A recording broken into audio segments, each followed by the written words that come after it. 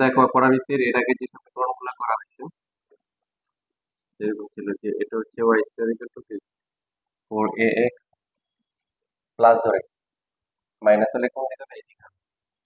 আর plus ধরে কোন দিকে উপরের দিকে হচ্ছে এক্স স্কোয়ার ইকুয়াল টু কি 4ay।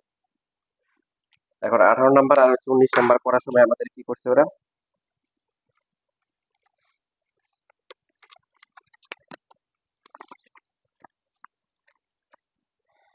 এই যে 17 18 তাই না। এখানে প্রথমে যেটা আছে সেটা হচ্ছে কি এই নাম্বার যেটা আছে যে ওয়াই ইকুয়াল টু হচ্ছে কি এক্স স্কোয়ার তারপর হচ্ছে প্লাস হচ্ছে বিএক্স প্লাস হচ্ছে সি। দেখো এক্স স্কোয়ার আছে কিন্তু ওয়াই স্কোয়ার নাই, তার মানে এটা পরাবৃত্ত।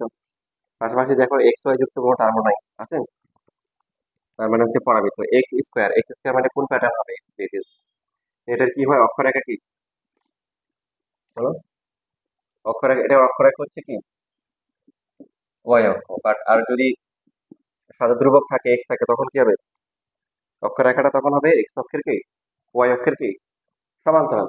অক্ষের সমান্তরাল প্রথমে লেখার পর সুতরা এটা বলে দিব পরাবৃত্তটি অক্ষরেখা ওয়াই অক্ষের সমান্তরাল।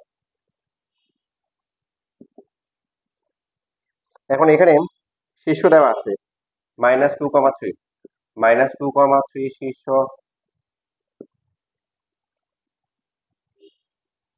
এবং অক্ষরেখা ওয়াই অক্ষের সমান্তরাল এমন পরাবৃত্তের সমীকরণ। বলো কি হবে আমাদের হিসেবে পরাবৃত্তের সমীকরণ কি হবে?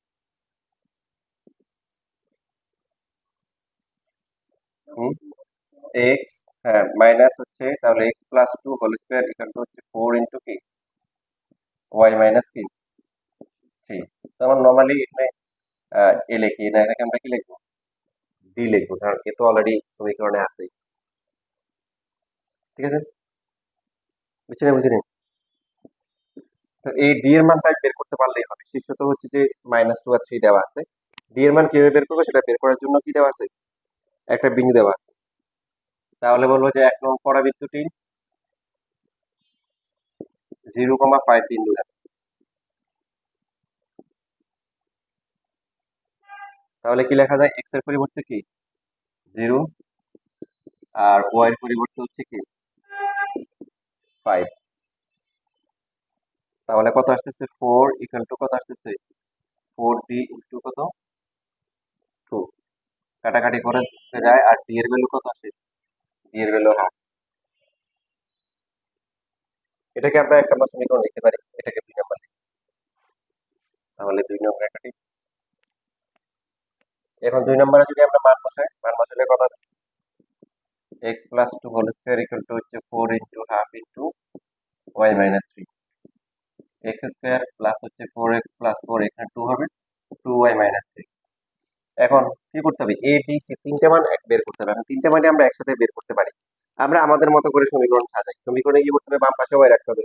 তো y যদি বাম পাশে রাখি কি হবে ডান পাশে কি হবে x স্কয়ার প্লাস হচ্ছে 4x প্লাস কি 10 হবে না। ঠিক আছে, তারপরে কি করতে হবে y সহগটা কি আনতে হবে 1। সো 2 দিয়ে ভাগ করলে half of x square plus হচ্ছে কি 2x প্লাস 5। এটাকে দিলাম হচ্ছে 3 নম্বর সমীকরণ। তো এখন এই সমীকরণ আর এই সমীকরণ সেম না? হুম, সেম, কারণ ওরা দিয়ে দিছে আর এটা হচ্ছে আমরা বানাই নিছি। ঠিক আছে, যদি এক এক আর 3 তুলনা করে কি পাই এর মান হচ্ছে হাফ, বি এর মান কত 2 আর সি এর মান হচ্ছে 5। হ্যাঁ এই 4 মার্কে আসে খুব সুন্দর, 4 মার্ক আসলে খুব সহজে 4 মার্ক পাওয়া যাবে। এটা লেখো, লেখার পরে হচ্ছে একটা করবো ওই যে 18 এর কথা বলছে সি নাম্বার,